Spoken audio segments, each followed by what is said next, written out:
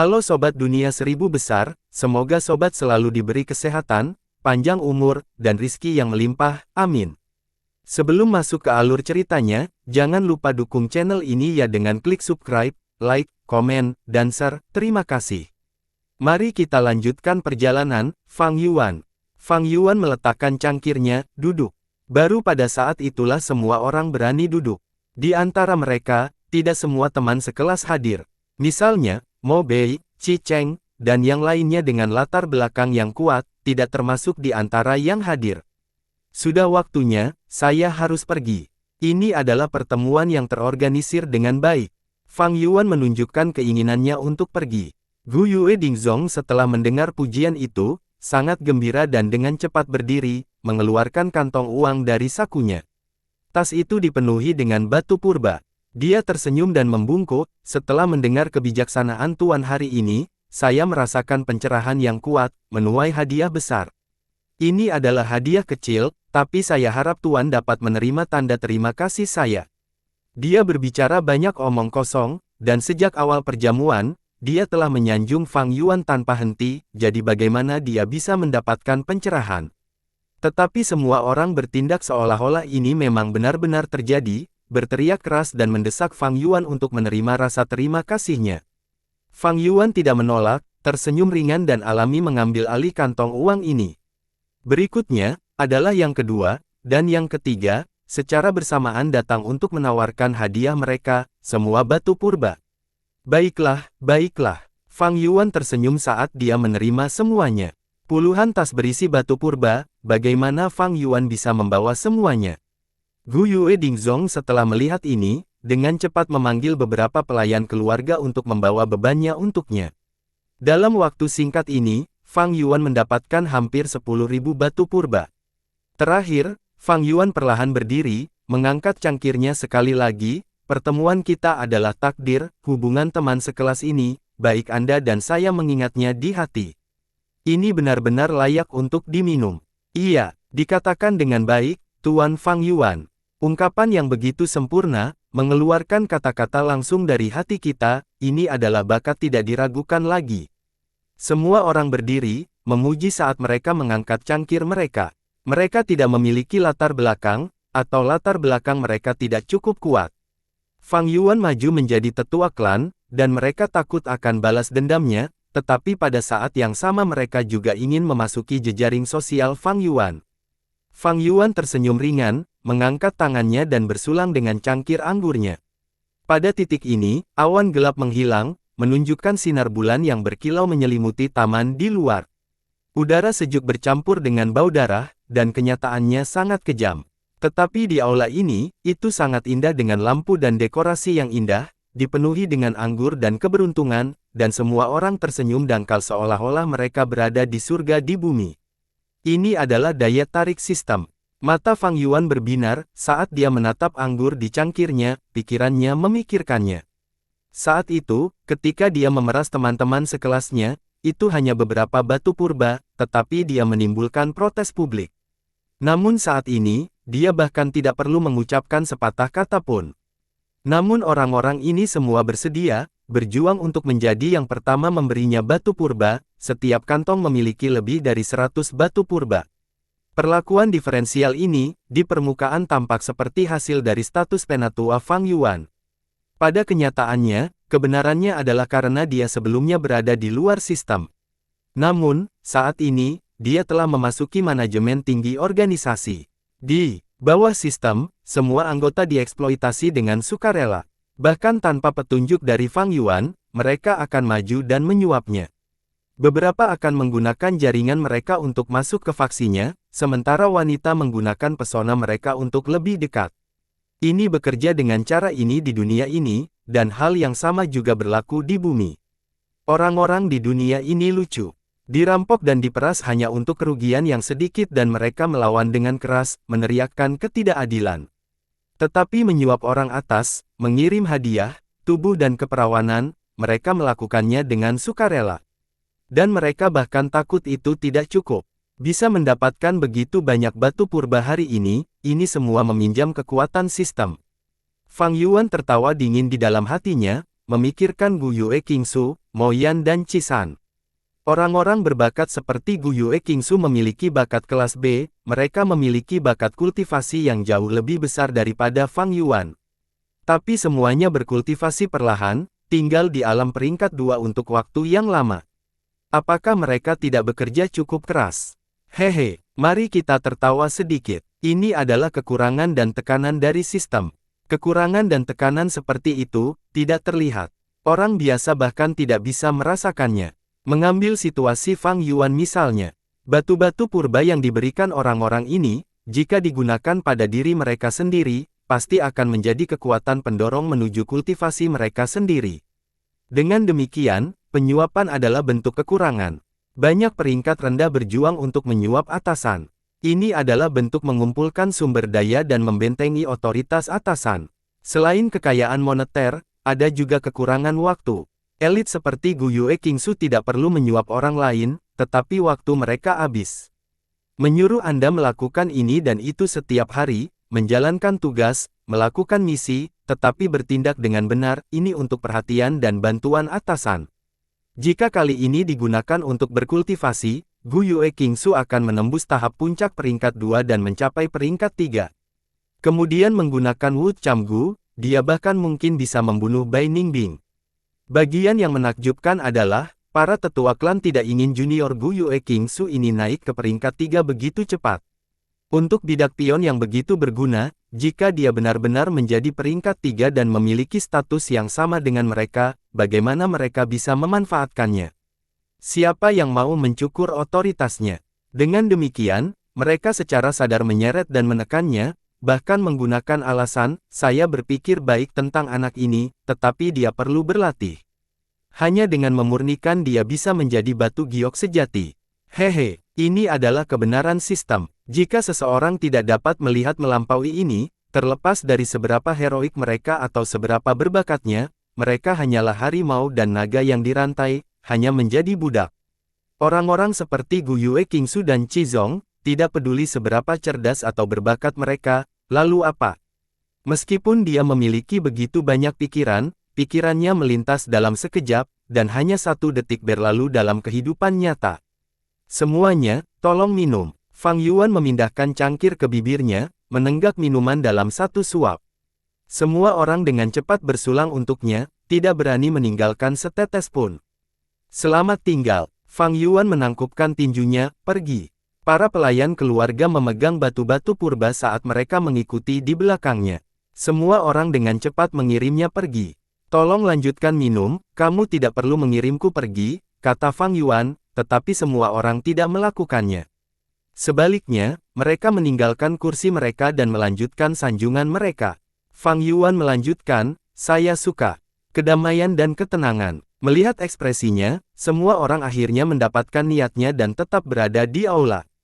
Melihat sosok Fang Yuan pergi, beberapa orang menghela nafas, sementara yang lain tetap diam, dan seseorang berseru, Penatua Fang Yuan benar-benar legenda, keanggunan seperti itu.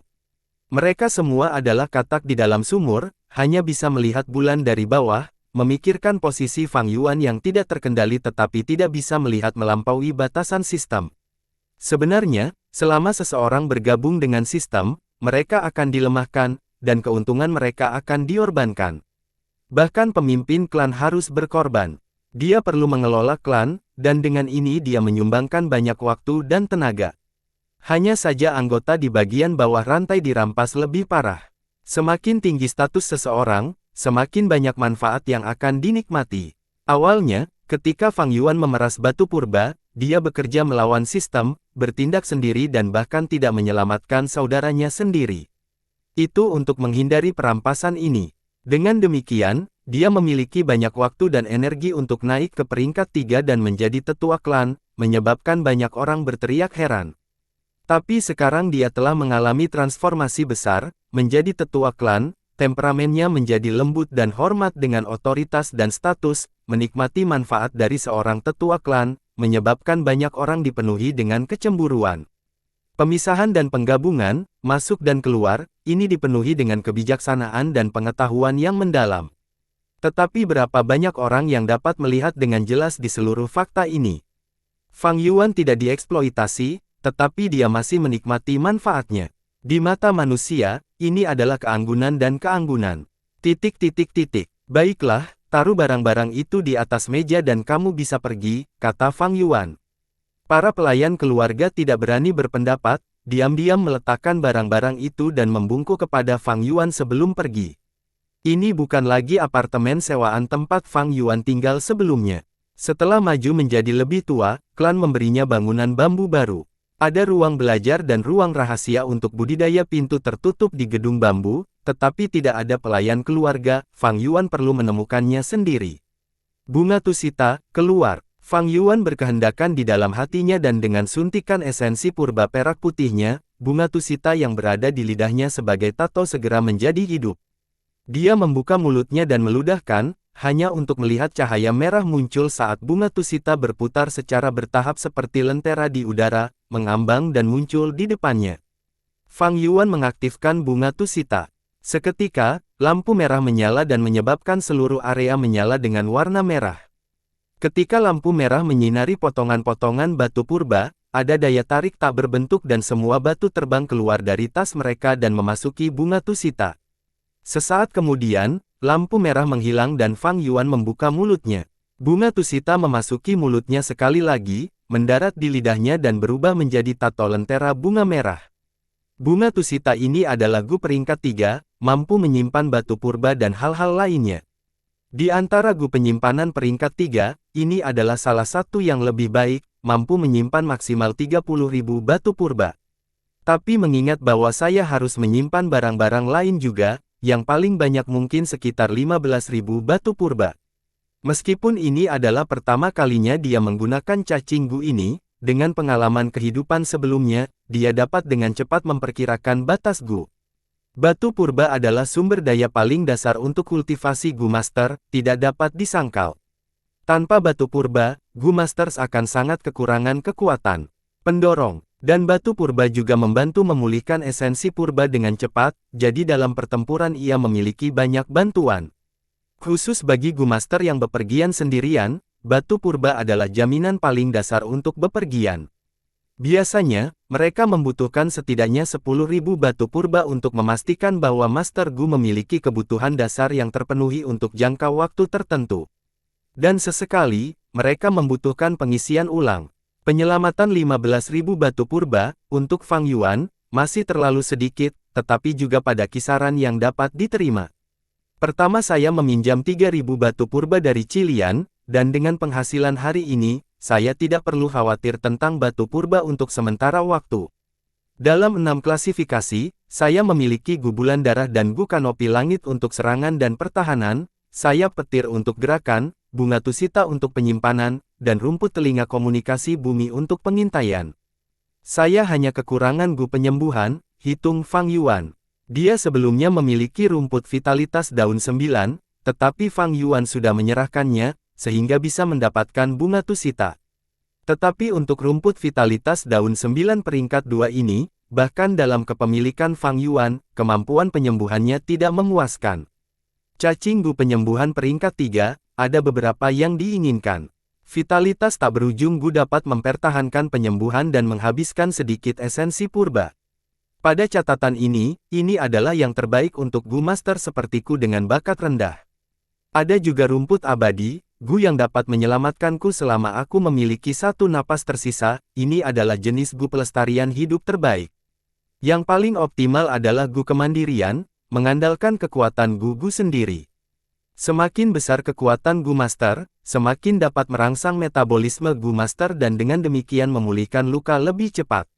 Tetapi untuk ketiga cacing gu ini, bagaimana Fang Yuan bisa mendapatkannya? Di klan Gu Yue, dia bahkan memeriksa gua bawah tanah, tetapi tidak menemukan gu seperti itu. Di papan sumber daya, mereka juga tidak akan menampilkan gu yang begitu berharga. Satu-satunya harapan terletak pada warisan biksu anggur bunga. Tapi peluangnya tipis, Fang Yuan hampir tidak memiliki harapan. Dia bisa merasakan bahwa warisan biksu anggur bunga akan segera berakhir. Bagaimana mungkin ada gu yang tepat yang dibutuhkan Fang Yuan tepat di akhir? Jika itu masalahnya, itu akan terlalu sempurna, terlalu idealis.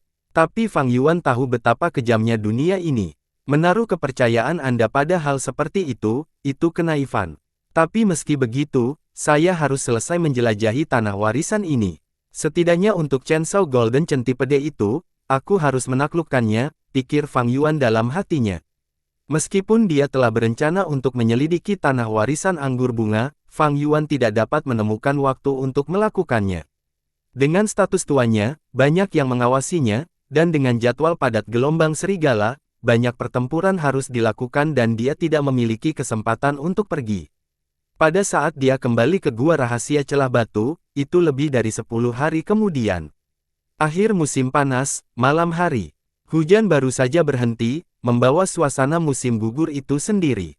Di langit, bulan keemasan menggantung, bulat seperti piring, tinggi di langit.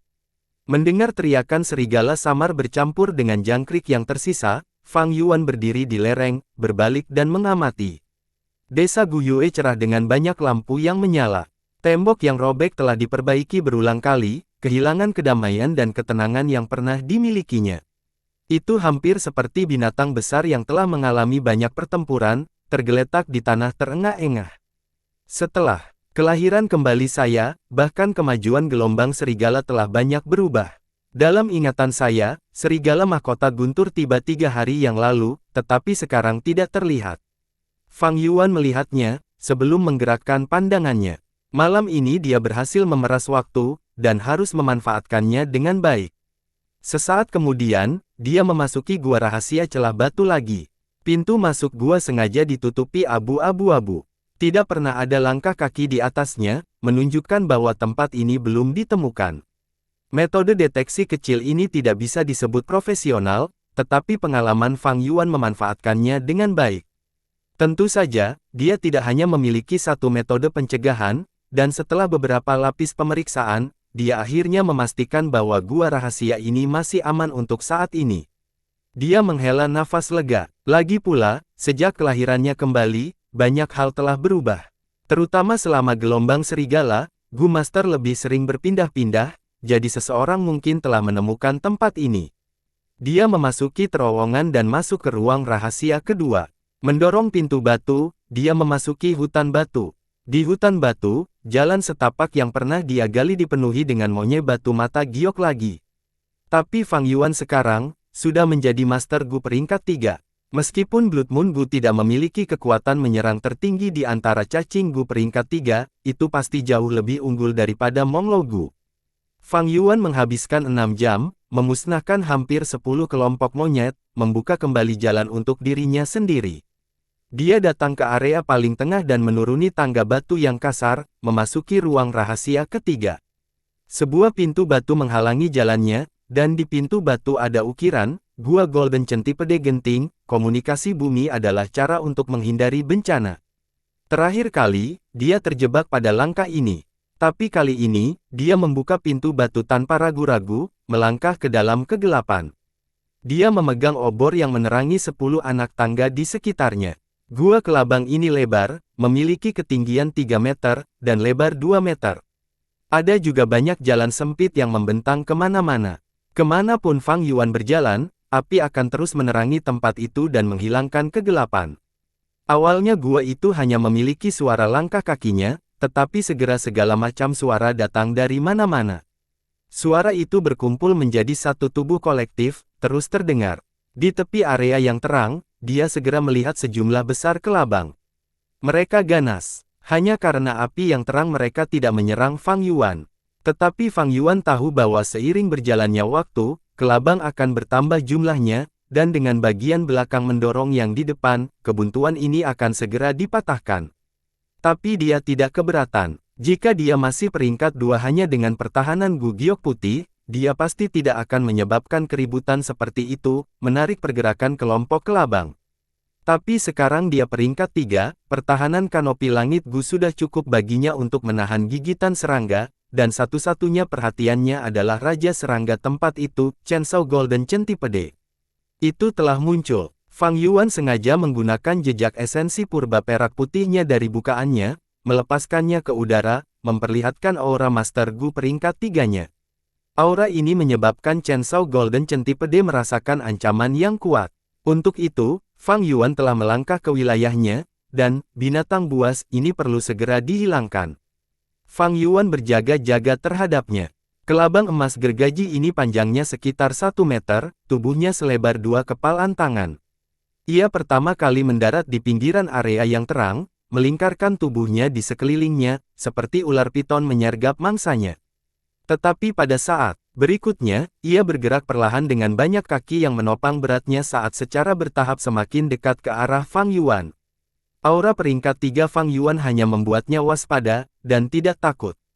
Jika dia peringkat 4, itu tidak akan menekan Fang Yuan seperti ini.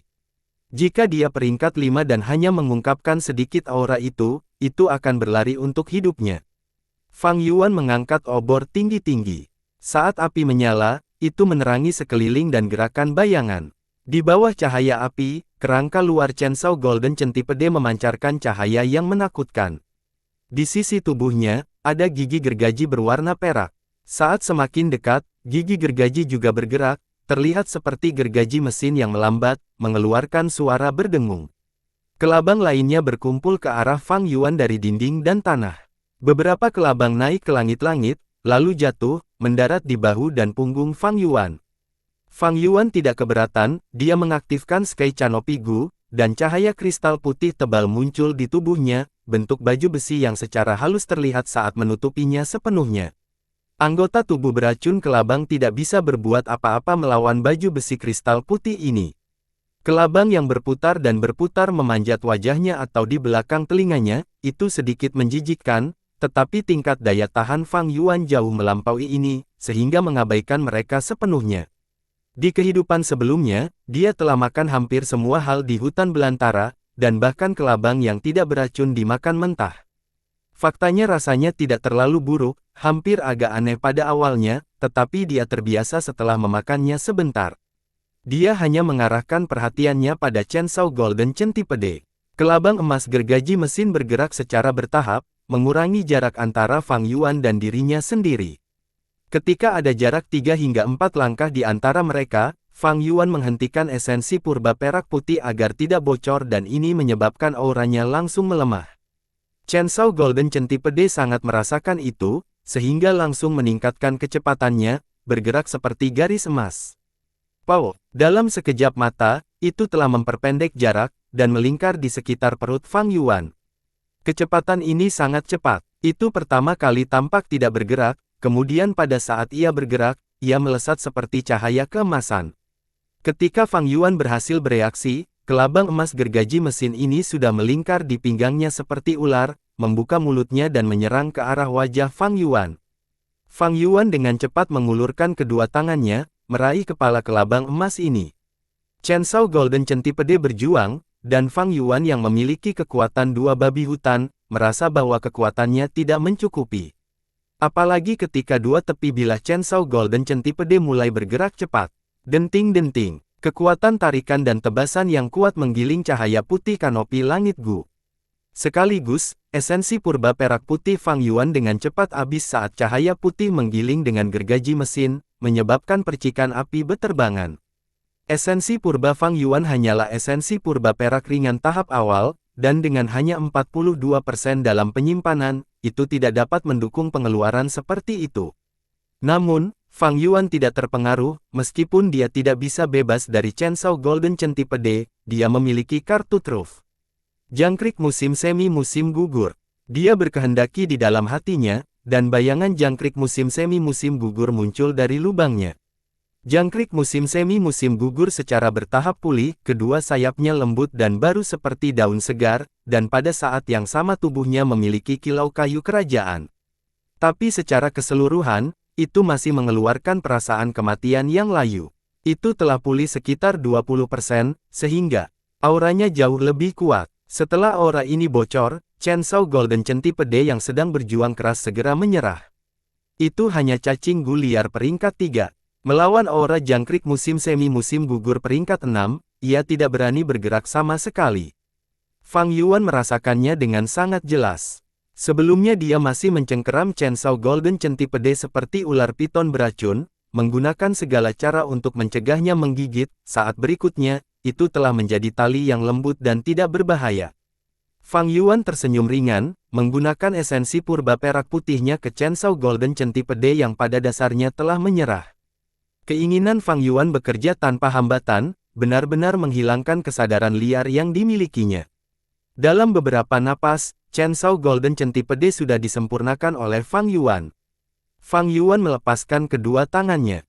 Banyak segmen Chainsaw Golden Centipede bergerak dengan ritme, bergerak melintasi baju pelindung putih dan di sekitar pinggang Fang Yuan, akhirnya memutar dan melingkar di lengannya.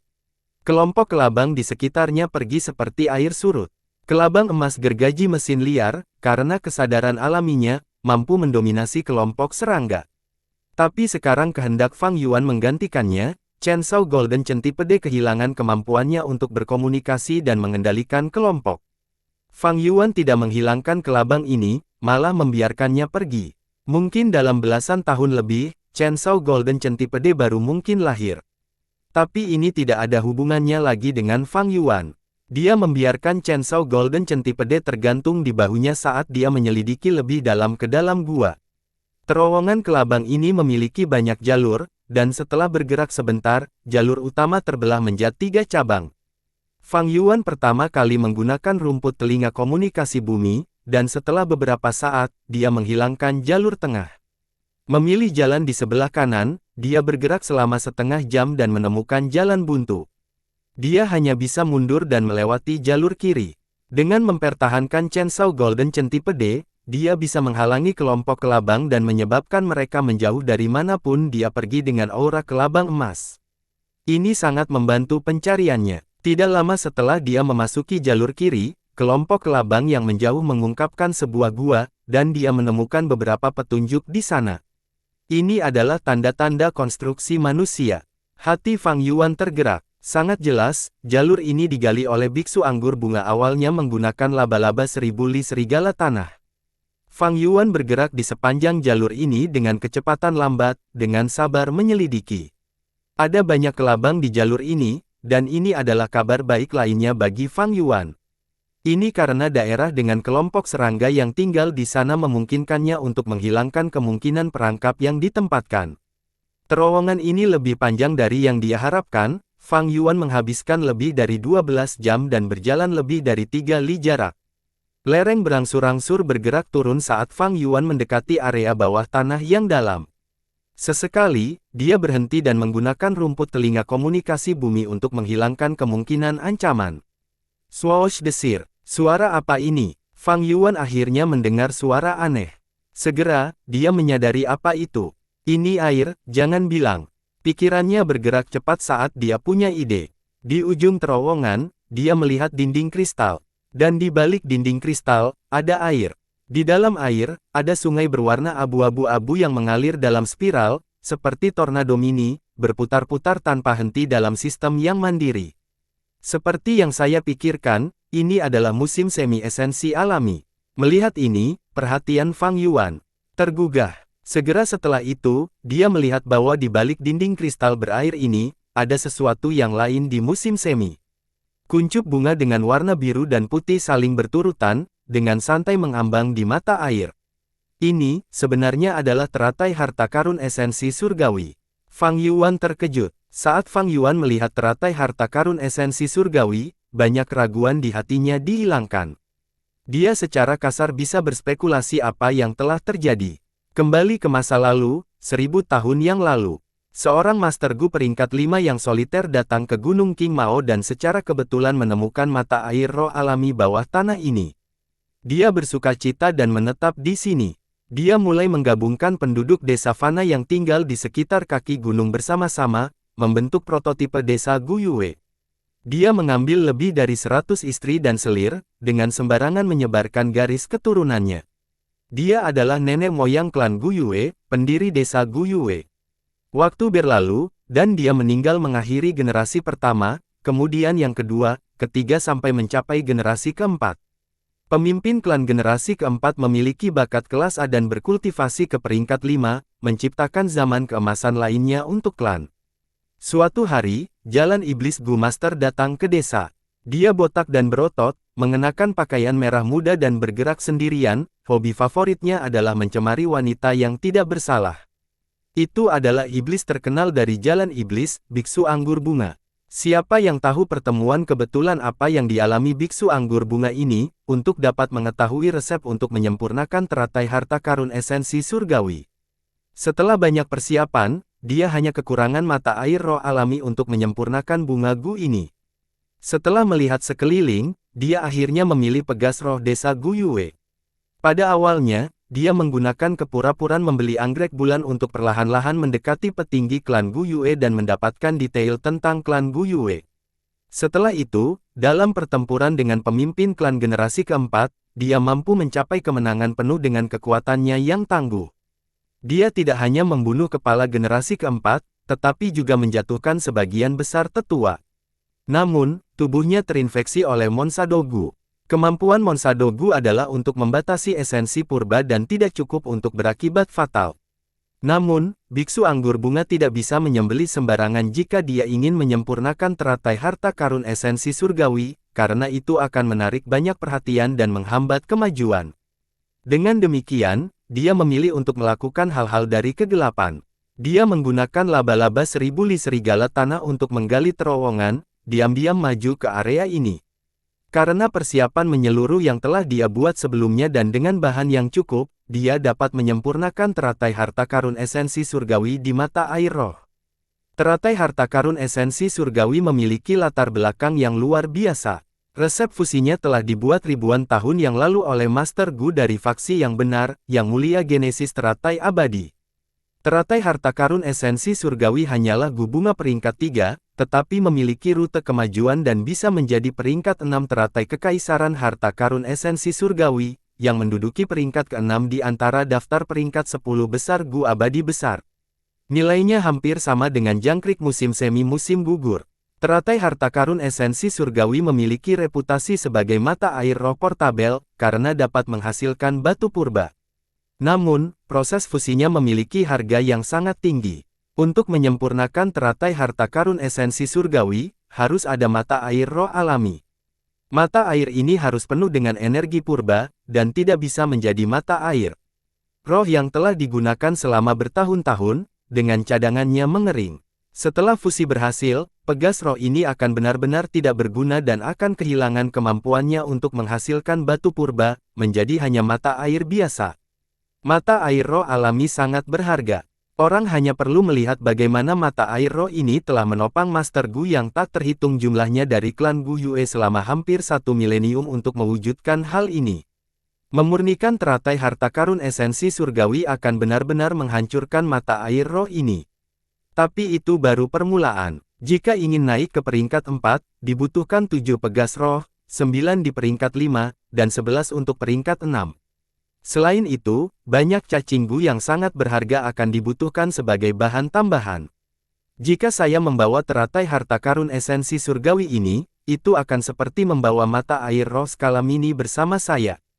Teratai harta karun esensi surgawi hanya peringkat 3 Gu, jadi produksi batu purba hariannya tidak dapat dibandingkan dengan mata air roh normal, tetapi jumlahnya akan cukup untuk menopang pengeluaran kultivasi saya. Ini hanyalah salah satu manfaatnya. Batu-batu purba yang diproduksi oleh Heavenly Essence Treasure Lotus jauh lebih banyak daripada penghasilan dari 9 daun Vitality Grass. Batu purba tidak hanya dapat membantu memajukan kultivasi, mereka juga merupakan bentuk mata uang yang dapat ditukar. Dengan teratai harta karun, Fang Yuan dapat mengurangi jumlah batu purba yang dibawanya. Bunga tusita kemudian dapat digunakan untuk menyimpan berbagai barang yang dapat sangat mengurangi beban padanya. Namun, ku dengar bahwa proses fusi teratai harta karun cukup misterius, itu muncul dari ketiadaan di mana ia transit antara bentuk astral dan fisik. Orang biasa tidak dapat melihatnya, dan itu hanya dapat dilihat dengan jelas melalui kristal. Gu ini cukup halus dan perlu dipelihara di dalam mata air roh selama 9 hari 9 malam sampai tumbuh 9 daun utuh, sebelum dapat dipetik dan dimasukkan ke laut purba di bukaan. Jika seseorang mengambilnya sebelum waktunya matang, semua usaha mereka akan benar-benar. Fang Yuan tidak tahu resep terperinci dari Heavenly Essence Treasure Lotus dan hanya tahu beberapa rumor orang dalam. Dia tidak tahu bagaimana memajukannya di masa depan. Meski begitu, teratai harta karun esensi urgawi peringkat 3 ini akan sangat membantunya baginya. Dia melihat keluar dinding kristal dan mengamati dengan cermat. Yang mengejutkan, bunga itu hanya memiliki 8,5 daun yang rusak. Hanya ada setengah daun yang tersisa untuk 9 daun lengkap. Fang Yuan tidak bingung dengan ini. Berabad-abad telah berlalu, cadangan mata air roh telah dikonsumsi selama 4 generasi waktu. Teratai harta karun esensi surgawi ini memadatkan sebagian besar esensi mata air roh, terus-menerus mengkonsumsi batu purba yang dihasilkan oleh mata air roh, dan menyebabkan cadangan mata air roh semakin berkurang. Akibatnya, teratai harta karun perlahan mulai membalikkan penyerapan, alih-alih mengisi kembali kerusakan pada pegas roh. Dengan melakukan ini, itu merusak dirinya sendiri. Inilah alasan daun yang rusak. Teratai harta karun esensi surgawi harus memiliki 9 daun lengkap sebelum dapat dipetik. Sekarang hanya memiliki 8,5 daun. Aku perlu melemparkan batu purba ke mata air jika aku ingin memetiknya. Batu-batu purba adalah kristalisasi mata air roh. Mereka dapat memberikan makanan pada teratai harta karun dan membiarkannya tumbuh kembali. Namun, jangan meremehkan daun yang setengah rusak ini. Itu pasti membutuhkan sejumlah besar batu purba agar tumbuh kembali. Jika saya tidak salah, dinding kristal ini harus diproduksi oleh Moat Gu. Fang Yuan mencoba menyentuh dinding, dan menemukan bahwa dinding ini nyata tetapi juga virtual, seperti cahaya dan bayangan. Tangannya menembus dinding tanpa halangan apapun. Tapi dia dengan cepat mengambil kembali tangannya dan tidak berani masuk jauh ke dalam mata air roh. Mata air roh tidak boleh tercemar. Dia menuangkan esensi purbanya ke dalam bunga tusita dan mengeluarkan batu purba. Dia melemparkan batu purba melalui dinding kristal. Seolah-olah dinding itu tidak ada, batu purba melewatinya dan jatuh ke mata air roh, menghantam sosok hantu teratai harta karun esensi surgawi. Teratai harta karun esensi surgawi bertransit antara biru dan putih dan mulai bergetar seperti riak air. Itu mencerna batu purba dalam sekejap. Setelah menunggu bunga menjadi tenang, Fang Yuan mengamatinya dengan penuh perhatian, tetapi tidak menemukan perubahan pada daun yang rusak itu. Ekspresinya tenang. Dia mulai melemparkan lusinan batu purba tetapi masih belum ada perubahan pada daun yang rusak. Fang Yuan terus melempar batu purba sambil diam-diam menghitung angkanya. Ketika lebih dari 500 batu purba dilemparkan, daun yang rusak akhirnya tumbuh sedikit. Setelah melihat pemandangan ini, Fang Yuan tidak bisa menahan perasaan sedikit muram. Dari perhitungan ini, dia harus melemparkan setidaknya lebih dari 50.000 batu purba sekaligus. Jika dia melakukannya secara berkelompok dan jeda waktunya panjang, Heavenly Essence Treasure Lotus akan menghabiskan dirinya sendiri untuk mengisi kembali mata air roh saat klan terus mengekstraksi batu purba. Lebih dari 50.000 batu purba, saya hanya memiliki lebih dari 10.000 bersama saya dan kekurangan 40.000 lagi. Dengan statusnya sebagai seorang tetua, mengangkat 40.000 batu purba ini sebenarnya tidak menjadi masalah. Masalah sebenarnya, bagaimanapun, terletak di tempat lain. Begitu dia mengeluarkan teratai harta karun esensi surgawi ini, pegas roh akan sama sekali tidak berguna dan ini pasti akan menarik penyelidikan seluruh klan yang marah dan panik. Fang Yuan memiliki banyak pengalaman, tetapi dia memiliki metode yang terbatas. Jika klan menyelidiki tanpa pertimbangan apapun, mereka pasti akan menemukan beberapa petunjuk. Faktanya, petinggi klan sudah curiga padanya, tetapi kecurigaan mereka untuk sementara ditekan oleh gelombang serigala. Jika warisan biksu anggur bunga terungkap, Fang Yuan pasti akan menjadi tersangka utama. Bahkan jika Fang Yuan diam-diam melarikan diri, dia akan menderita pengejaran sembrono seluruh klan. Aku tidak bisa menyerah atas teratai harta karun esensi surgawi. Bahkan jika saya tidak memiliki resep fusinya, siapa yang tahu apa yang akan terjadi di masa depan. Masalahnya adalah begitu aku mengambil gu ini, itu mirip dengan menusuk sarang lebah dan membawa bencana pada diriku sendiri. Fang Yuan diam-diam mempertimbangkan setiap situasi dan memutuskan dia harus menunggu kesempatan terbaik untuk muncul, untuk mengambil teratai harta karun esensi surgawi ini.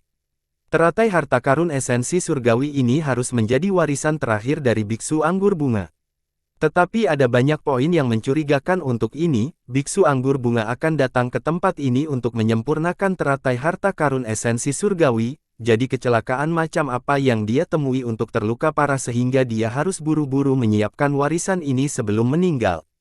Fang Yuan sudah tahu alasan biksu anggur bunga untuk mendirikan warisan. Itu untuk membalas dendam terhadap klan Gu Yue. Jika teratai harta karun esensi surgawi akan dikeluarkan dari mata air roh, apakah itu sukses atau gagal, mata air roh alami ini pasti tidak berguna. Tanpa mata air roh alami, klan Gu Yue tidak akan memiliki dasar untuk tinggal di sini. Hanya masalah waktu sebelum klan itu pecah. Lupakan saja, aku tidak akan membuat kemajuan dalam keraguanku tanpa bukti baru. Aku harus kembali ke desa sekarang. Pada akhirnya, Fang Yuan menggelengkan kepalanya dan mulai kembali ke jalan asalnya. Ketika dia baru saja keluar dari celah batu, lolongan serigala yang keras dan jernih terus bergema.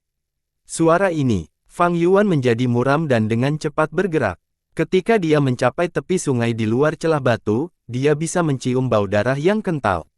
Suara tangisan, teriakan, lolongan serigala dan ledakan bisa terdengar meskipun masih ada jarak ke desa. Fang Yuan menyembunyikan sosoknya dan mendaki bukit. Saat itu pagi-pagi sekali dan sinar matahari pertama baru saja keluar dari langit. Kawanan serigala yang tak terhitung jumlahnya bergegas menuju desa Gu Yue seperti banjir. Tatapan Fang Yuan menyapu mereka, lalu tubuhnya bergetar. Di bagian paling belakang kawanan serigala, dia melihat serigala petir yang sebesar bukit kecil. Segudang raja binatang, serigala mahkota guntur. Itu tinggi dan langsing, memiliki anggota tubuh yang kuat dan seluruh tubuhnya ditutupi dengan sisik biru yang menakutkan. Jumbai bulu serigala emas bisa dilihat di cakar dan ekornya. Bulu di kepalanya semuanya kaku dan terangkat, membentuk mahkota yang menjulang tinggi. Itu berjongkok di tanah dan masih seperti patung. Serigala petir yang hiruk-pikuk dan serigala petir yang berani di sekitarnya terus-menerus melolong, berfungsi untuk menunjukkan keanggunan dan kebangsawanannya. Hanya dengan duduk di sana, itu sudah membawa tekanan mental yang besar bagi klan Gu Yue. Raja binatang buas yang tak terhitung jumlahnya akhirnya tiba, ini adalah momen yang menentukan bagi kelangsungan hidup desa Gu Yue. Fang Yuan menatap ke arah desa, Master Gu yang tak terhitung jumlahnya berada dalam pertempuran sengit, menggunakan seluruh kekuatan mereka untuk memblokir serangan panik gelombang serigala. Tiba-tiba, sekitar 10 sosok terbang keluar desa dan bergegas melawan gelombang serigala, menyerang ke arah serigala mahkota guntur. Mereka semua adalah tetua, dan di depan mereka adalah pemimpin klan Gu Yue Bo. Jika seseorang ingin bertarung melawan serigala mahkota guntur, seseorang harus menyerang terlebih dahulu. Kekuatannya terlalu besar, dan jika dibiarkan masuk ke desa, itu pasti akan menyebabkan kerugian dan kerusakan besar. Kemampuan kelompok ini sangat besar. Dengan pemimpin klan peringkat 4 Gu Yue Bo sebagai pemimpin, dan para tetuanya sebagai pendukungnya, mereka adalah kekuatan penyerang yang kuat. Gelombang serigala melonjak dengan hebat, namun mereka melawannya dengan kerjasama yang hati-hati dan kompak. Seolah-olah kelompok itu adalah kapal perang, membelah ombak, maju dengan berani ke depan. Kemanapun mereka pergi, mereka praktis menyapu segala sesuatu di jalan mereka. Semakin dekat mereka dengan serigala mahkota guntur, semakin banyak tekanan yang datang dari gelombang serigala meningkat. Gu Yue Bo tenang. Tiba-tiba dia mengulurkan telapak tangan kanannya, dan menebas di depannya. Swoosh! Pisau bulan berwarna keemasan, sebesar orang dewasa, terbentuk dalam sepersekian detik dan terbang ke depan. Swoosh. Setelah terbang beberapa meter, piringan bulan ini tiba-tiba mengalami perubahan, dan dari satu bilah berubah menjadi 3. 3 bilah bulan terbang berdampingan, membawa suara angin bersiul saat membajak 3 jalur berdarah seperti pisau yang memotong daging. Banyak serigala jatuh tanpa kecuali. Anggota tubuh yang patah terbang ke udara, dan tangisan yang mengental darah terdengar tanpa henti. Serigala petir yang hiruk-pikuk meraung dan mulai bergegas dengan ganas menuju Gu Master dari sisi kanan. Biarkan aku. Seorang tetua klan tiba-tiba berubah dari penampilan kurus dan kering, berubah menjadi pria gemuk besar dalam satu tarikan napas.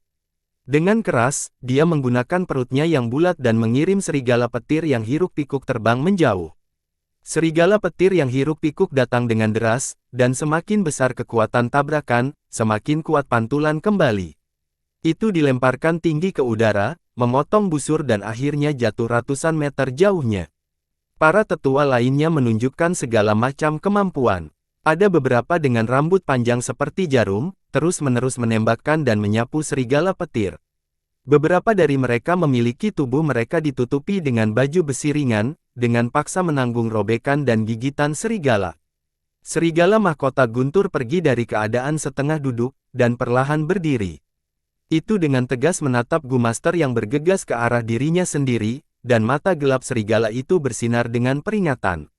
Ia membuka mulutnya dan mengeluarkan raungan pelan, memperlihatkan taring serigalanya yang tajam dan bergerigi. Masing-masing serigala petir yang hiruk-pikuk dan serigala petir berani yang mendengar raungannya segera bangkit dan bergegas menuju Gu Masters. Para Gu Master langsung melambat dalam serangan mereka, menerima penghalang besar. Pemimpin klan, aku akan menyerahkannya kepada kalian semua, para tetua klan. Kamu harus menang. Banyak mata bersinar dan berkumpul pada mereka. Jumlah teriakan dan teriakan yang tidak diketahui terdengar dari lubuk hati anggota klan. Ini adalah pertempuran yang paling krusial. Jika mereka kalah dalam pertempuran, seluruh klan akan menghadapi bahaya dimusnahkan. Jika kemenangan terjamin, maka mereka akan bertahan melawan momen tersulit dari gelombang serigala. Ini adalah pertempuran yang akan menentukan hidup dan mati klan Gu Yue. Tidak ada tetua yang mundur.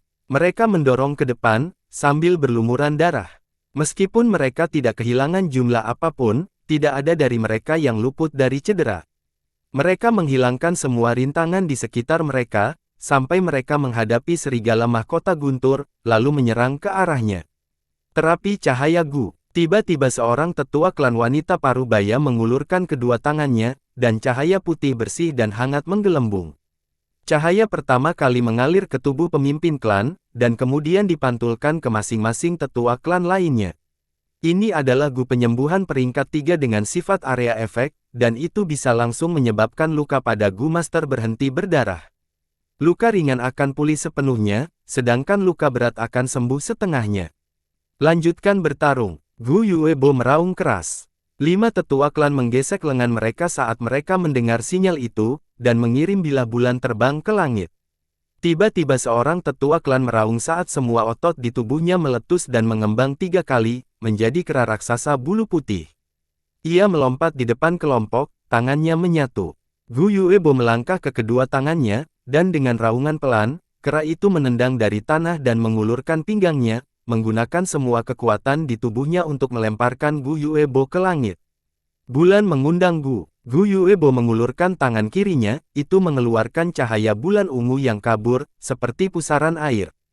Bila bulan yang ditembakkan oleh para tetua klan ke arah langit semuanya diserap dan dianeksasi oleh cahaya bulan ungu ini. Senjata. Mata Gu Yuebo bersinar saat dia berteriak dengan volume yang menggelegar, membelah udara dengan telapak tangannya dari atas ke bawah. Pow! Angin dan guntur bergema saat bilah bulan ungu, lebih besar dari kereta kuda, terbang menuju serigala mahkota guntur. Moonblade ini terlihat lambat tetapi sebenarnya cepat, dan dalam sepersekian detik, ia mengenai targetnya. Serigala mahkota, guntur melolong dan pada saat-saat terakhir, baju besi cahaya guntur muncul di tubuhnya. Bam! Pada saat berikutnya, ledakan hebat terjadi saat langit ditelan petir biru menakutkan yang mengadu dengan cahaya bulan ungu yang memikat. Banyak orang menyipitkan mata saat gelombang kejut menyebar dari benturan, mengirim serigala petir biasa di sekitarnya terbang. Ketika cahaya yang intens menghilang, para Master Gu sudah terlibat dalam pertempuran dengan serigala mahkota guntur. Para tetua klan semuanya sangat berpengalaman dan terkoordinasi dengan baik satu sama lain.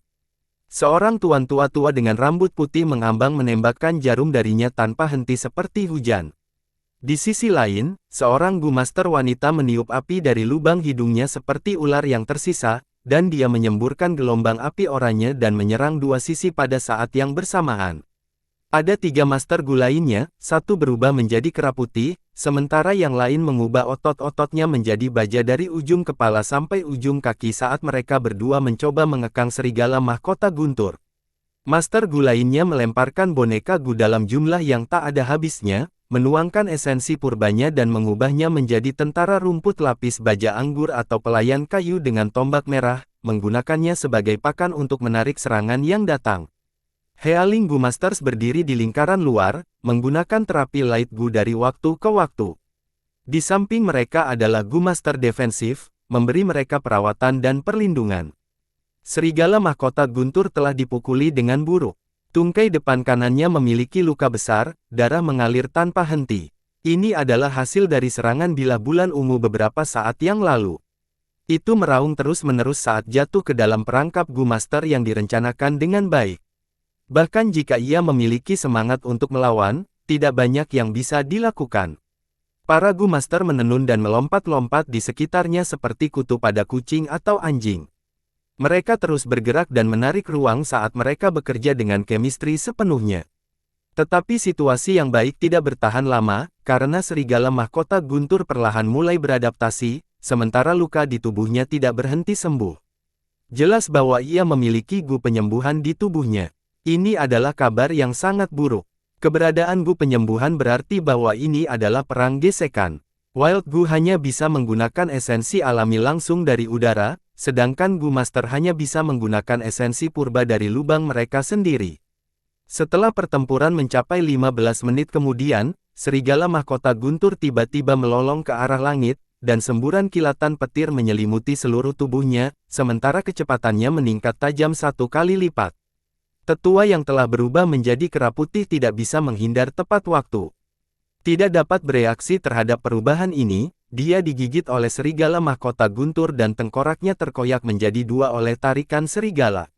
Serigala mahkota guntur telah merobek garis di medan pertempuran, dan dengan sapuan ekornya yang terus-menerus, arus listrik biru keunguan mengalir keluar, Gu Master hanya bisa mundur tanpa henti. Pada saat berbahaya ini, pemimpin klan Gu Yuebo menonjol. Dia adalah ahli peringkat 4 dengan serangan yang kuat dan pertahanan yang unggul, seperti pilar tengah kelompok, menggunakan seluruh kekuatannya untuk menyelamatkan situasi. Bebatuan gunung pecah dan bayangan menghilang saat pertempuran kelompok membesar. Akibatnya menghancurkan medan perang, dan tidak ada satupun serigala petir yang berani memasuki pertempuran. Situasi medan perang hanya menjadi lebih putus asa.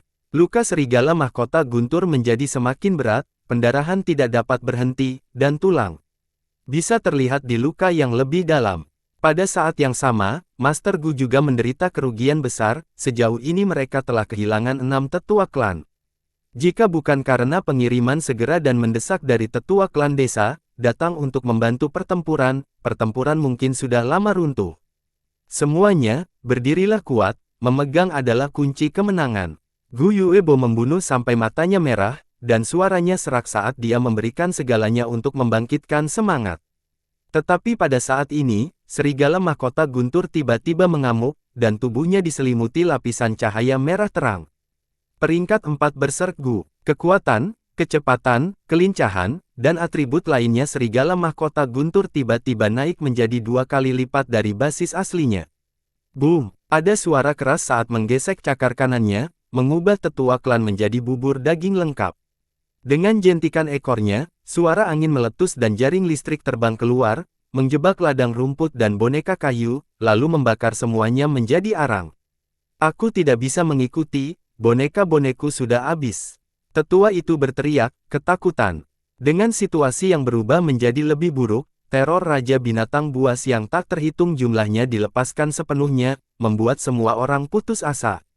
Alis Gu Yuebo terkunci erat, dan sepertinya dia akan mematahkan giginya karena menggertakkan, ketika dia tiba-tiba berteriak, jebak, gunakan ular rantai besi. Saat para tetua klan mendengar ini, mereka terkagum-kagum di dalam hati mereka. Di awal-awal gelombang serigala, mereka telah menampilkan taktik pertempuran yang tak terhitung jumlahnya, ini adalah metode yang hanya boleh digunakan ketika tidak ada pilihan lain. Snare Gu Angin, seorang tetua berteriak, dan dari lubang hidungnya terdengar angin hijau, membungkus cakar serigala mahkota guntur. Gu Rawa, tetua lain meraung dan berjongkok, menurunkan kedua tangannya dan membanting tanah. Seketika, bumi di bawah serigala mahkota guntur berubah menjadi lumpur. Dengan serangan simultan ini, gerakan serigala mahkota guntur melambat pada saat itu. Memanfaatkan kesempatan ini, semua tetua lainnya mengulurkan tangan mereka, dan dari lengan dan celana mereka, gelombang bayangan hitam melesat keluar. Bayangan hitam itu seukuran kepalan tangan, dan panjangnya masing-masing sekitar 2 meter. Setelah diperiksa lebih dekat, orang akan melihat bahwa setiap bayangan hitam adalah ular Gu. Ular ini berbentuk seperti rantai besi, seluruh tubuhnya hitam suram. Kumparan cincin logam dirangkai dan dihubungkan bersama, dan hanya kepala ular yang terlihat normal. Saat terbang keluar, ular-ular itu menggeliat di tanah, dengan cepat naik ke tubuh serigala mahkota guntur. Kepala dan ekor mereka kemudian terhubung dan saling cocok, membentuk jaring logam dalam sekejap mata, berakar dari tanah dan menjebak serigala mahkota guntur di tempat. Tapi situasi ini hanya sementara, karena saat serigala mahkota guntur berjuang terus-menerus, satu persatu, rantai besi akan putus. Hanya dalam 5 hingga 6 menit, ular logam ini akan benar-benar hancur, tidak lagi menjebak serigala mahkota guntur. Qi Guang, Su Ping, tetaplah di sini dan hentikan kawanan serigala menyerang rantai logam. Kalian semua, kembali ke desa bersamaku. Gu Yuebo berteriak. Dia sebenarnya telah memilih untuk mundur. Namun, para tetua klan lainnya tidak menunjukkan ekspresi terkejut, mereka sudah tahu niat pemimpin klan.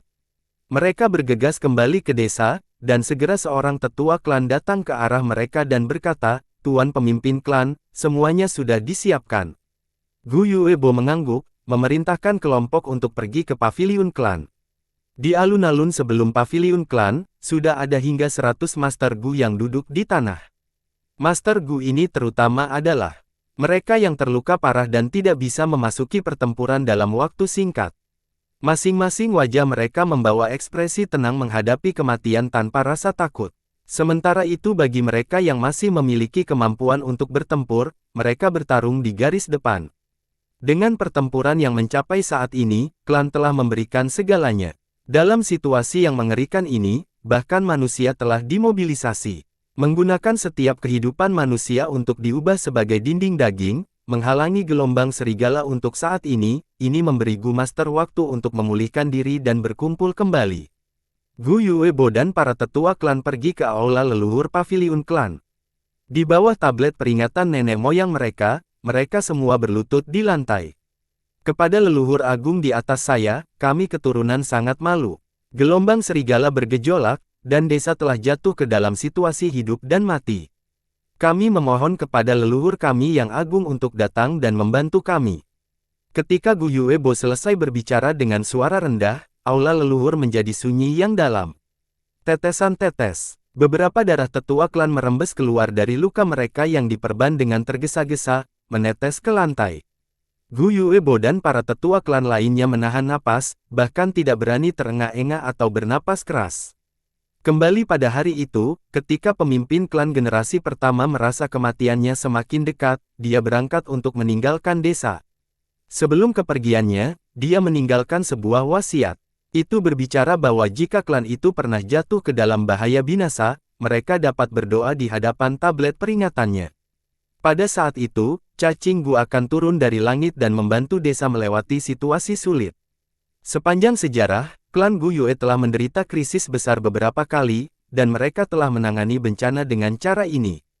Ini adalah kartu truf terakhir klan Gu Yue. Di aula leluhur, itu sangat sunyi. Tetua klan dan pemimpin klan menundukkan kepala mereka seperti batu besar membebani hati mereka. Setelah Master Gu meninggal, Cacing Gu yang mereka tinggalkan masih akan memiliki keinginan orang itu yang tersisa. Mereka tidak dapat dianggap sebagai cacing Gu liar, dan telah kehilangan kemampuan mereka untuk menggunakan esensi alami di udara.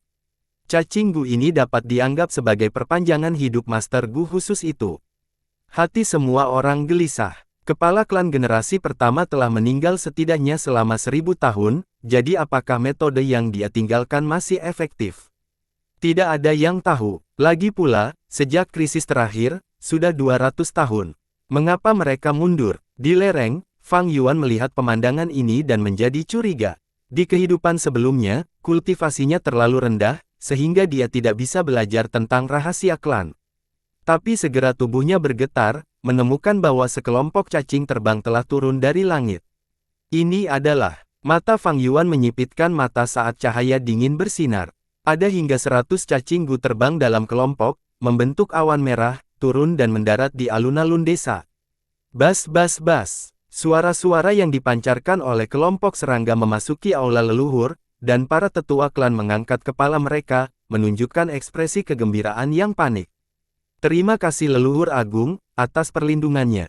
Hati Gu Yuebo terasa tenang saat dia memberi penghormatan sebelum bangun. Pergi dan lihat, kepala klan itu menghela nafas.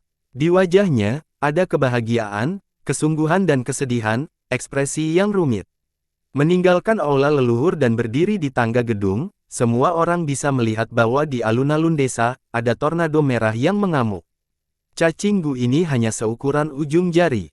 Mereka berbentuk seperti belalang, dengan wajah menakutkan, dan berwarna merah di sekujur tubuhnya. Mereka memasuki tubuh Master Gu yang duduk di alun-alun, mengekstraksi darah dan esensi purba mereka.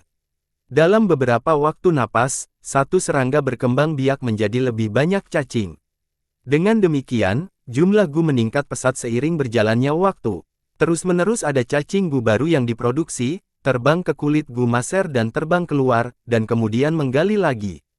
Di alun-alun desa, tangisan menyedihkan dan erangan dingin terdengar, tetapi tidak ada satupun Gu Master yang melarikan diri. Sebelum mereka datang, mereka sudah diberitahu oleh para tetua klan. Untuk klan, mereka rela memberikan penghormatan kepada tubuh mereka untuk memberi makan Gu, menggunakan pengorbanan mereka sendiri untuk membawa kelangsungan hidup klan. Ini semua adalah anak baik dari klan kita. Gu Yuebo melihat ini bergumam dengan suara rendah, saat tangan yang memegang pagar sedikit menggigil. Para tetua lainnya menunjukkan ekspresi menyakitkan, tetapi tidak mengatakan apa-apa. Situasi ini persis seperti yang tercatat dalam peringatan klan. Nenek moyang generasi pertama telah meninggalkan cacing Gu ini, dan mereka membutuhkan nyawa Gu Master untuk memberi makan. Hanya dengan begitu mereka puas dan akan membantu klan untuk bertahan melawan musuh eksternal. Setelah Gu terbang ini penuh dan puas, mereka terbang lagi dengan kehadiran yang lebih besar. Dalam sekejap mata, jumlahnya telah bertambah lebih dari puluhan kali lipat. Apa yang tersisa di alun-alun adalah tumpukan tulang putih saat Gu terbang seperti tornado, mengamuk melalui kawanan serigala di luar desa. Guilotin darah memang. Fang Yuan, yang berdiri di lereng, melihat segalanya dan berpikir di dalam hatinya. Guilotin darah ini adalah Gu peringkat 5. Kegunaan dan pengumpanannya menyatu menjadi satu, itu adalah Gu yang sangat aneh. Mereka menghususkan diri dalam mengonsumsi darah asal Gu Master yang terikat kehidupan, dan setelah berpesta, mereka akan mulai berkembang biak, dari 1 menjadi 2, 2 menjadi 4. Jika mereka lapar dan tidak dapat menemukan makanan, mereka akan mulai makan satu sama lain, mengurangi ukuran kelompok mereka untuk menopang pengeluaran yang mereka butuhkan untuk bergerak. Pada puncaknya, guilotin darah dapat menelan langit dan tanah, menghancurkan desa-desa di jalan mereka, dan lebih menakutkan daripada banyak cacing Gu peringkat 6. Ketika jumlahnya lemah hanya 1 atau 2, mereka hampir tidak akan memiliki kekuatan dan lebih buruk dari Gu peringkat 3. Terutama ketika guilotin darah ini maju ke Gu Iblis peringkat 6 yang sangat terkenal, Dewa Darah. Di antara 10 Gu Iblis besar teratas di dunia, ia menempati peringkat ke-7. Di kehidupan sebelumnya, ketika Fang Yuan menciptakan Sekte Iblis Sayap Darah, dia pertama-tama ingin menyempurnakan Dewa Darah alih-alih jangkrik musim semi musim gugur. Namun, karena keadaan dan banyak alasan lainnya, dia hanya bisa mengurangi harapannya dan menyempurnakan jangkrik musim semi musim gugur. Kelompok guilotin darah ini berjumlah puluhan ribu. Seperti tornado yang menyapu medan perang, kemanapun mereka pergi, kawanan serigala melolong dan meratap.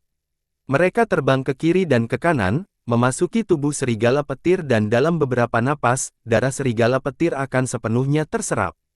Tapi darah binatang buas ini tidak bisa membiarkan guilotin darah berkembang biak.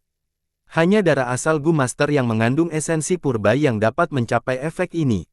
Satu demi satu, serigala petir direduksi menjadi mayat kering, tergeletak di tanah dan kehilangan nyawa mereka.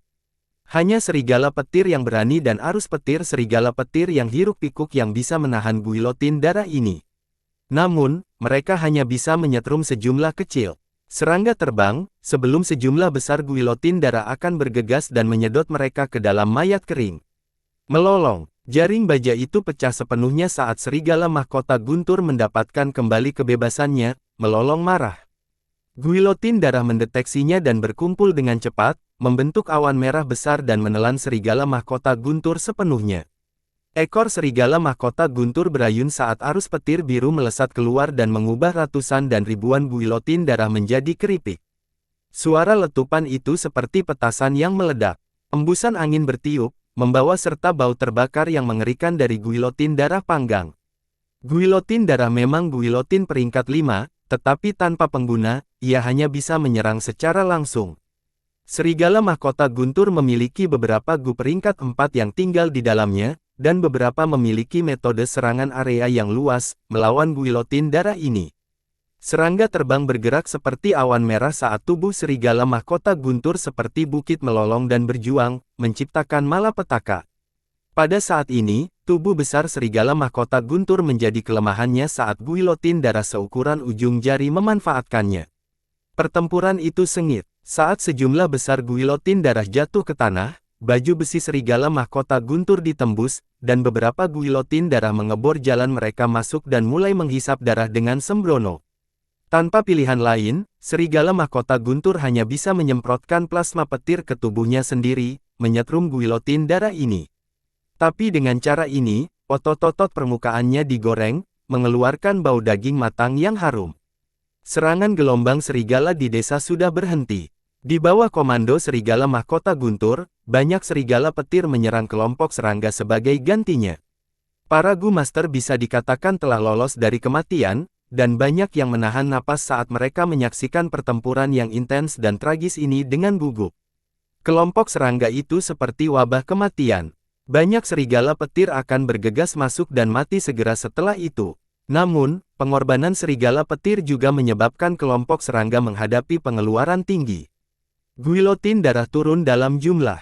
Awan tebal asli telah berubah menjadi kabut tipis, dan segera direduksi menjadi tornado kecil yang masih terbang di udara.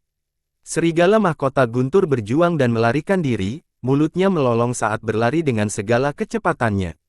Darah di tubuhnya hampir setengah hilang. Sekarang tubuhnya terasa lembut dan lelah, sementara kecepatan larinya bahkan tidak 10% dari kecepatan biasanya, dan arus petir yang mengalir di tubuhnya juga menjadi sangat tersebar. Sebagai pemimpin kawanan serigala, pelarian serigala mahkota guntur menyebabkan semangat juang serigala petir lainnya berkurang, dan mereka juga melarikan diri kemana-mana. Kami akhirnya melakukannya. Para Gu Master melihat ini, menjadi kosong karena beberapa hanya pingsan di tanah, tidak mau bangun. Aku sebenarnya masih hidup. Banyak ekspresi Gu Master rumit, beberapa dipenuhi dengan kebahagiaan sementara juga dalam kesedihan. Melalui gelombang serigala, banyak anggota klan dikorbankan. Bas bas bas. Kelompok guilotin darah yang tersebar terbang tinggi ke langit, menerbangkan satu putaran besar di sekitar desa Guyue sebelum menghilang ke awan. Melihat ini, mata Fang Yuan bersinar dengan pikiran yang kompleks. Kekalahan serigala mahkota guntur berarti desa itu sekarang aman.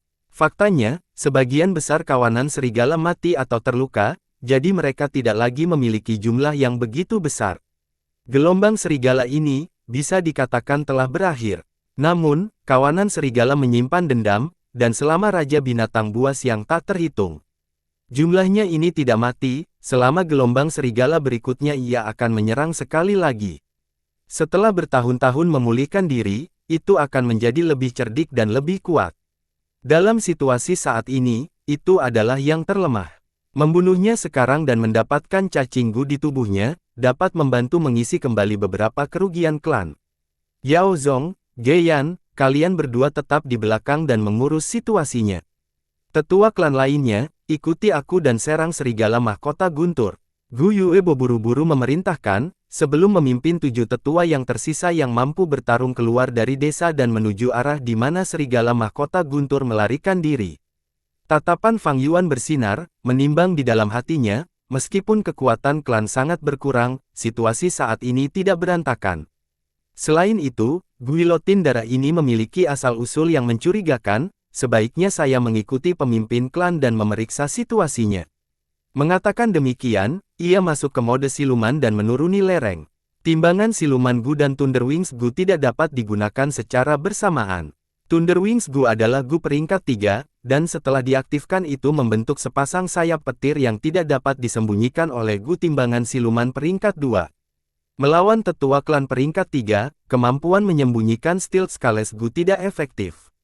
Fang Yuan hanya bisa mengikuti jejak mereka dan menjaga jarak di antara mereka, tidak berani mendekat.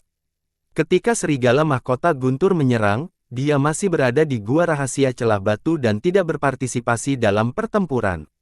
Jika dia muncul sekarang, itu akan menarik kemarahan kepala klan dan tetua klan, dan jika mereka menanyainya, dia tidak akan bisa menjelaskan dirinya sendiri. Luka serigala mahkota guntur sangat parah, sehingga tidak bisa bergerak cepat. Setelah setengah jam, Fang Yuan bisa mendengar bahwa ada suara perkelahian dan omelan di depannya.